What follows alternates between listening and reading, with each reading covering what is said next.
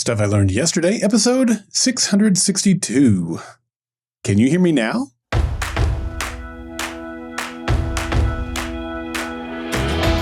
Welcome to Stuff I Learned Yesterday. My name is Daryl Darnell. The first internet-capable cell phone was the Nokia 9000 communicator, released in 1996. And I believe that if you aren't learning, you aren't living. Well, I don't know about you, but I was shocked to learn the first internet-capable phone was released in 1996. I mean, the internet wasn't even a mainstream thing yet in 1996, so to think that it was available on a phone blows my mind. Well, I've always loved technology and computers, but I resisted getting a cell phone for several years. Growing up in the 80s and the 90s, only rich people had cell phones, and very rich people had car phones. I don't think I knew a single person who owned either.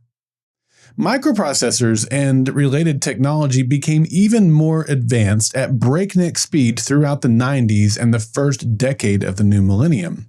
According to Pew Research, over 60% of U.S. adults owned a cell phone by the year 2002. And by 2010, that number was up to 80%. That decade saw the rise of BlackBerry smartphones due to their small size, tactile keyboard, and their ability to handle email. Now, of course, everything changed after Apple released the first iPhone in 2007. And by that time, nearly all of my colleagues and personal friends had some sort of cell phone, but I still resisted. It wasn't until we launched the e-commerce site at the bookstore that I finally got a cell phone.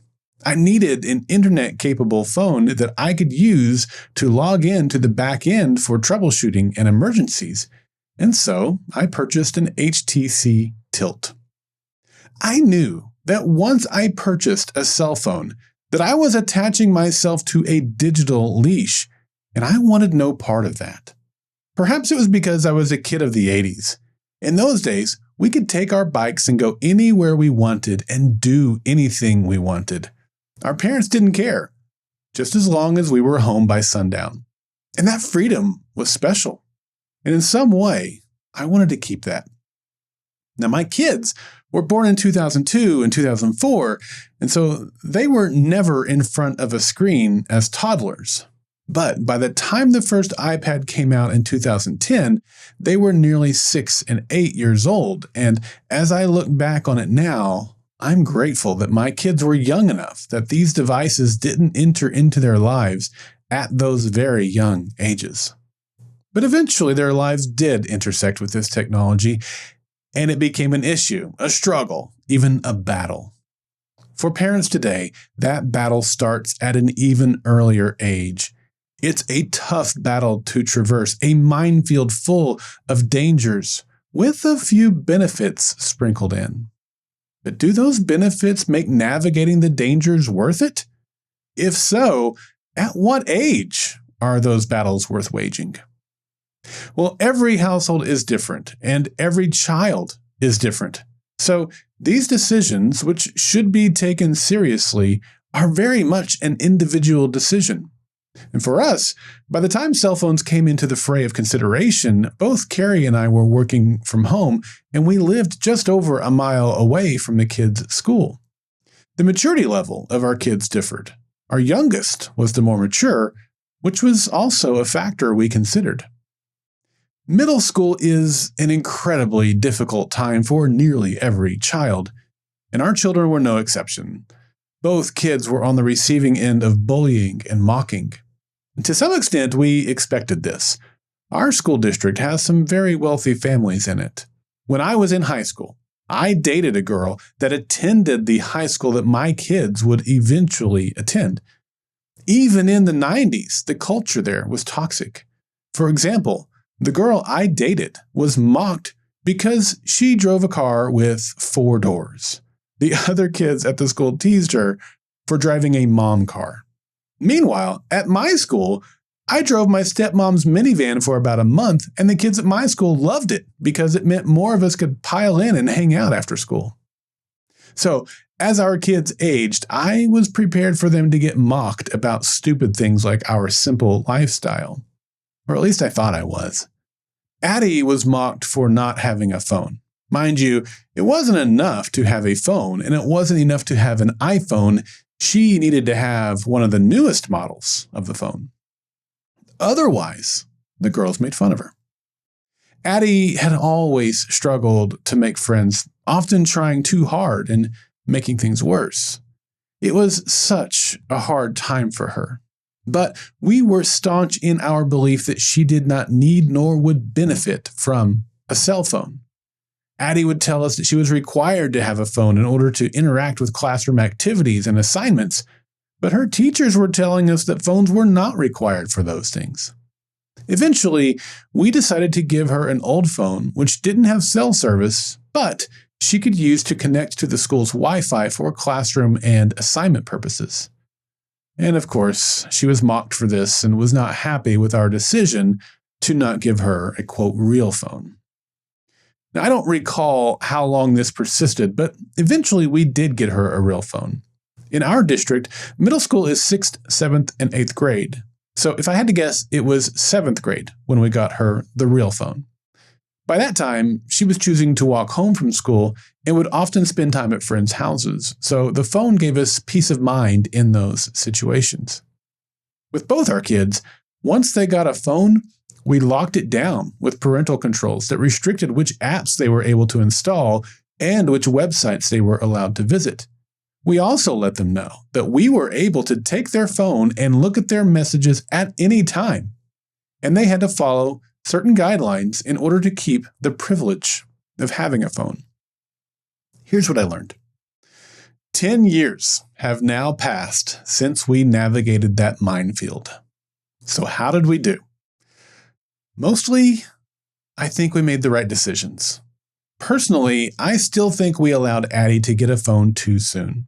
We went through some drama where one of her friends texted Carrie and told us that Addie had a second phone that she kept secret from us. We asked her about it then and a few more times in recent years, and she insists that she has no idea what her friend was talking about. But more importantly, the drama was related to girls being mean to her if she didn't have a phone or the right phone, or with messaging that we found on her phone. With the messaging, it allowed us an opportunity to sit down with her and talk about what was wrong with her language and other things that she was talking about. And to her credit, she grew from those conversations. And so I'm grateful the phone allowed us to have those conversations. As for the drama with other girls, I just don't know if we did the right thing. It seems like she was going to get bullied no matter what. And so because of that, I wish we'd held off until she was a bit more mature. That's what my gut was telling me at the time, and I wish I'd listened to it. But you may be asking, what do my kids think? I'm glad you asked, because I asked each of them about cell phones, and here's what they said.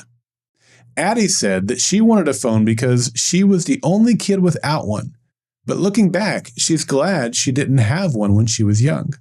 She now works with kids nearly every day of the week, and she has said that this generation has too much screen time. She also said that she thinks 7th grade was the right time, since that's when she started hanging out with friends and walking home from school. Now, I do agree with her there, especially the note about walking home from school. And she also added, quote, "Some of my best memories were made playing video games with my brother and watching YouTube on the phone." I think it depends on the kid. Some teens would be ready for a phone earlier than others. End quote.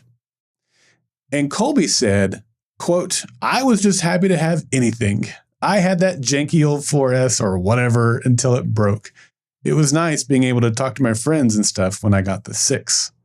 And then he added, "I think most kids get them way too young. You don't need a phone or tablet in elementary school. Bad stuff is way too easy to stumble across online. I think I was about the right age. I think when I have kids, I won't give them one until they're 13. But I don't know. Maybe a flip phone with no internet before then if communication is an issue." End quote. And Colby makes an excellent point. Bad stuff is way too easy to stumble across online. As parents, it is our duty to protect our kids from harm, including the online variety. We also have a duty to educate them and help them navigate those dangers before they find themselves lured in by them. These were difficult times as parents for Carrie and I, and it's a relief to hear that both of our kids say that they think we mostly got it right. In the end, you have to know your kids and measure what's best for them. What's good for one might not be good for the other. My advice is to pray earnestly, seek the wisdom of other parents, trust your gut, and communicate honestly with your kids. Understand that you may make decisions that cause them to hate you in the moment, but those moments will pass, and eventually they'll come to understand your reasoning, see your love, and thank you for your protection. I'm Daryl Darnell, and this has been Stuff I Learned Yesterday. Well, I want you to be a part of the next Monday mailbag in 3 weeks on September 29th. The submission deadline is Wednesday, September 24th. Of course, Monday Mailbag is your opportunity to share what you've learned so that other listeners and I can learn from you. It can be a message as short as 30 seconds, or it can be several minutes long. It really doesn't matter just as long as it's something that will benefit others. You can send in questions or responses to my SILY episodes, and I'll respond to them via Monday Mailbag episodes. You can participate in Monday Mailbags by visiting the Golden Spiral Media listener feedback page at goldenspiralmedia.com/feedback, or shoot me an email at feedback@goldenspiralmedia.com.